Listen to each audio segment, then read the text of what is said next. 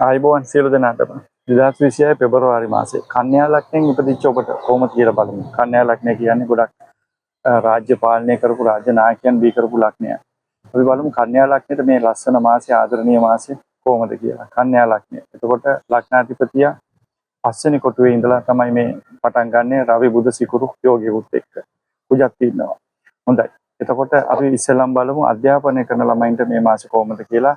හොඳ උසස් අධ්‍යාපනයකට යන්න පුළුවන් ඒ 9 සීනියට යන්න පුළුවන් වාතාවරණය කන්‍යා ලග්නියන්ට හැදිලා තියෙනවා. මොකද උපතින්ම කන්‍යා ලග්නියෝ ලියන කියන කටයුතු වලට සාහිත්‍යයට කලාවට දක්ෂ කට්ටිය කතා කරන්න මේ දේවල් වලට එවනම් ඔවුන්ට හොඳ වාතාවරණයක් හැදිලා තියෙනවා. කන්‍යා ලග්නයෙන් ඉදිරියට ඔබට හොඳ ලකුණකට යන්න මේ පාර සාමාන්‍ය පෙළ යන අයට.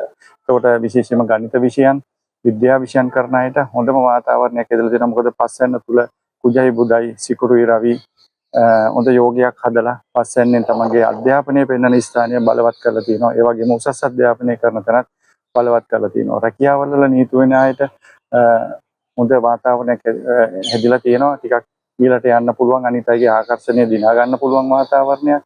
ඒ වගේම හොඳ ආදායම් වලට යන්න පුළුවන්. තව එකක් තමයි කවුරු හරි මුදල් යොදවලා කන්‍යා ලග්නයේ මේ මාසේ වැඩක් පටන් ගන්න ඉන්නවා නම් වැඩේ පටන් ගන්න පුළුවන්. මොකද මේ දේවල් වල සාර්ථක භාවයටපත් වෙන්න තියෙන මාසයක් තමයි තියෙන්නේ. හැබැයි මතක තියාගන්න මේ පොදු පලාපලයක් කියන්නේ හරි පලාපලෙට තමයි ජන්මපත්‍රය හරියටම පරීක්ෂා කරගන්න ඕනේ. එහෙනම් විදේශ රටවල් වල සේවය කරන අයට වගේම ඒ නියුක්ත වෙලා ඉන්න අයටත් හොඳ කාල සීමාවක් මේ පෙබරවාරි මාසයේ ලස්සන මාසයක්.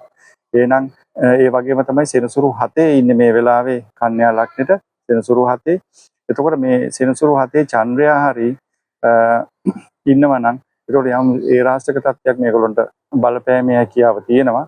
නමුත් එහෙම නැති අය ගැටලුවක් වෙන්නේ නැහැ. හොඳට සමාජගත වෙන්න පුළුවන්. හොඳ පැත්තට යොමු වෙන්න පුළුවන්. ඒකට මේ ගොඩක් මේ වගේ කටයුතු හොඳයි ශ්‍රමදාන කටයුතු මේ වගේ දේවල් පොදු වැඩ කටයුතු වලට සම්බන්ධ වෙන්න. ඒකට අනිත් අයගෙන් හොඳ ප්‍රසාදයක් ලැබෙනවා.